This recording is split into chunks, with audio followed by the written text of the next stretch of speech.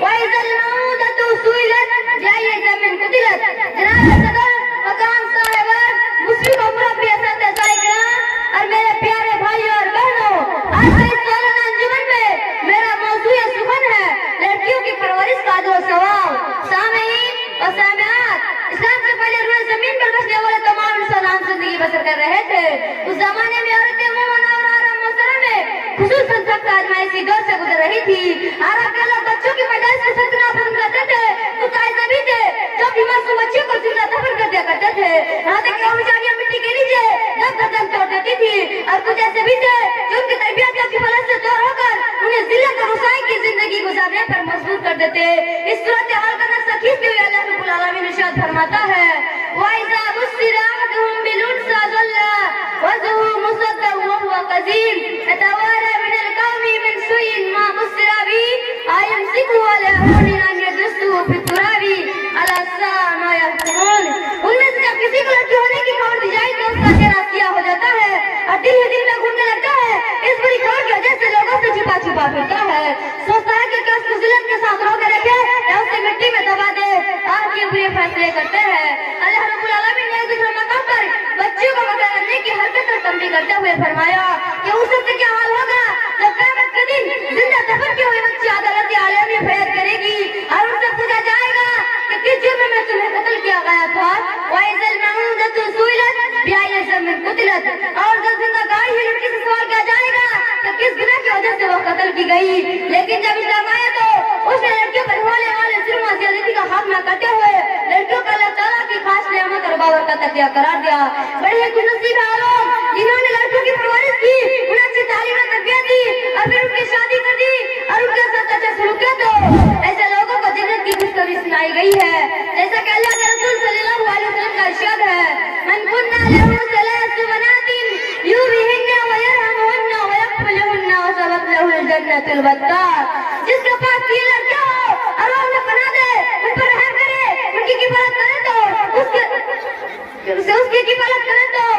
اس کے لیے جنت قطعی طور پر واضح ہو جائے گی۔ تابانی میں یہ الفاظ زیادہ ہے اور ان کی شادی کرا دے۔ میری اسلامی بہنوں، لڑکیوں کی پرورش کرنے والوں کو اس کامیابی حاصل ہوگا کہ قیامت کے روز رسول اللہ صلی اللہ علیہ وسلم سے اتنا قریب رہیں گے جس طرح انگلیاں باہم قریب اور ملی ہوئی ہوتی ہے۔ جیسا کہ رسول اللہ صلی اللہ علیہ وسلم کا ارشاد ہے من علی زاریتین حتی تبلغ سعی یوم القیامت انا وهو ذم اصابعہ۔ جس شخص نے 2 لڑکیوں کی پرورش کی یہاں تک کہ وہ جوان ہو گئے، وہ قیامت کے دن میرے ساتھ اتنا ملا ہوا آئے گا جس سے انگلیاں ملی ہوئی ہوتی ہے۔ آپ نے اپنی انگلیاں ملا کر بتایا کیسے قریب قریب جیسے انگلیاں ہیں۔ اللہم اکبر مومن گھومنے کے لیے شہادت اور بصارت کیا ہو سکتی ہے کہ میدانی اثر میں رسول اللہ صلی اللہ علیہ وسلم کا ساتھ حاصل ہو۔ صرف اتنا ہی نہیں بلکہ لڑکیوں کی پرورش کرنے والوں کو اللہ رب العالمین جہنم کے عذاب سے بچائیں گے۔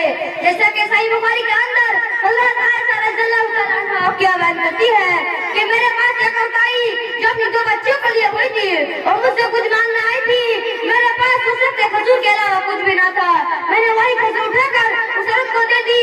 اس نے کھجور کے 2 ٹکڑے کیے اور اپنی دونوں بچیوں کو آدھی آدھی بانٹ دی۔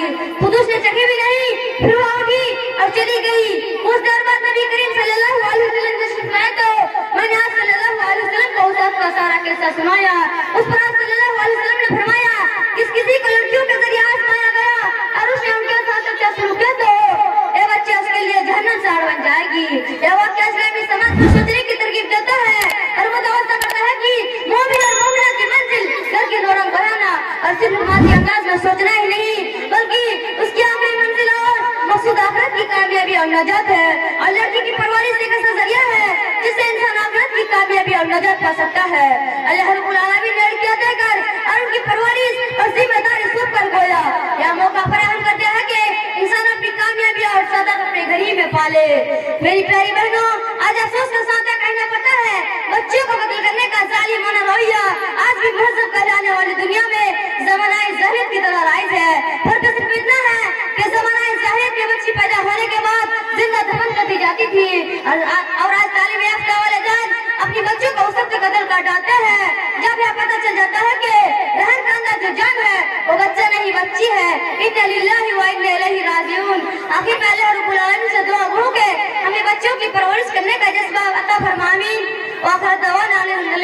العالمین. السلام علیکم ورحمۃ اللہ وبرکاتہ.